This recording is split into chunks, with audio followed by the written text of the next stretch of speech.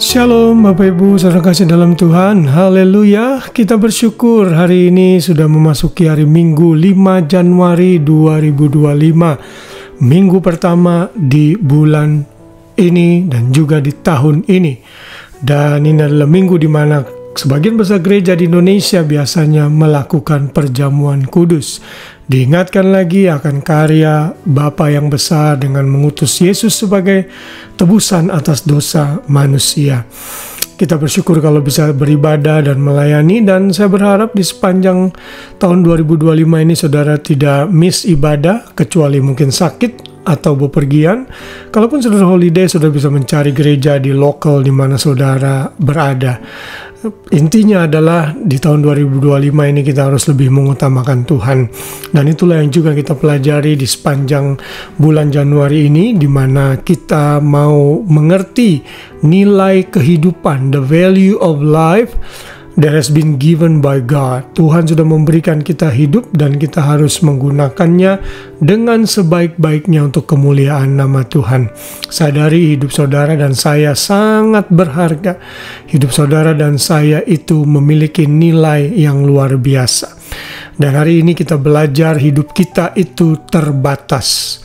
Ayat hafalan kita diambil dari Pengkhotbah 6 ayat 12 yang menyatakan, karena siapakah yang mengetahui apa yang baik bagi manusia sepanjang waktu yang pendek dari hidupnya yang sia-sia, yang ditempuhnya seperti bayangan? Siapakah yang dapat mengatakan kepada manusia apa yang akan terjadi di bawah matahari sesudah dia? Ayat ini menggambarkan apa yang Salomo sudah tulis, orang yang paling bijaksana yang hidup saat itu, orang yang cukup kaya, bahkan kaya raya, namun dia tidak pernah merasa puas.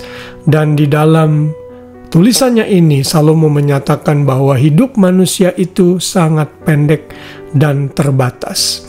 Sejak manusia jatuh dalam dosa yang sudah kita pelajari 2 hari yang lalu, maka manusia ditentukan akan mati. Kalau mereka tidak terima Yesus, mereka akan langsung menuju ke hukuman kekal.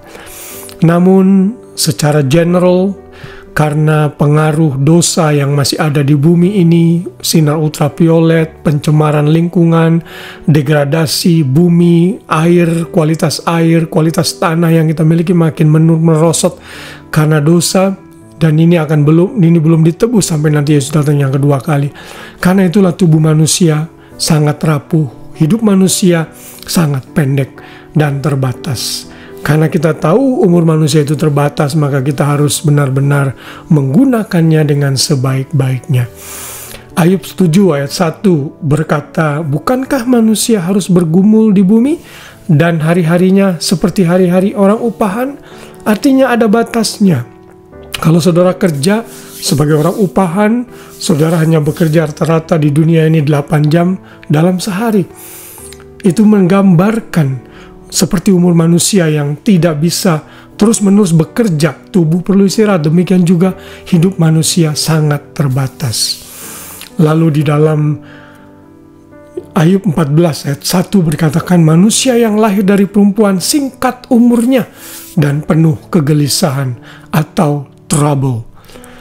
Ayat yang kelima berkata, jikalau hari-harinya sudah pasti dan jumlahnya bulannya sudah tentu padanya, dan batas-batasnya sudah kau tetapkan sehingga tidak dapat dilangkahinya. Setiap umur manusia, umur saudara dan saya, Tuhan sudah tentukan kapan kita harus meninggal. Karena itulah sadari keterbatasan ini. Jangan merasa sombong, jangan merasa hebat karena kepandaianmu, pengalamanmu, namun gunakan hidup kita sebaik-baiknya. Lalu Mazmur 89 ayat 48 mengingatkan, ingatlah apa umur hidup itu, betapa sia-sia kau ciptakan semua anak manusia.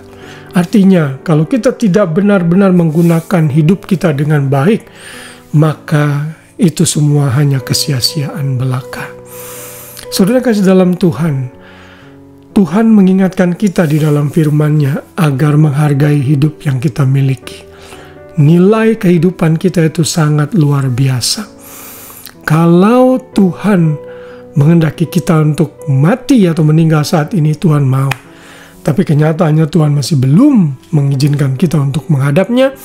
Itu berarti Tuhan masih punya rencana bagi kita. Mari jadikan renungan ini sebagai pengingat bagi kita betapa terbatasnya hidup kita.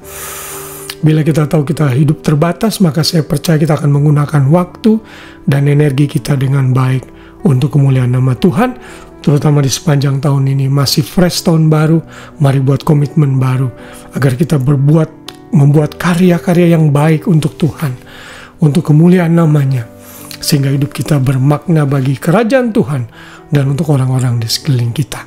Haleluya, selamat beristirahat, biar kasih Kristus menyertai kita dan kuasanya menaungi hidup kita, sehingga kita makin mengerti betapa mulia dan berharganya nilai hidup yang Tuhan berikan bagi kita.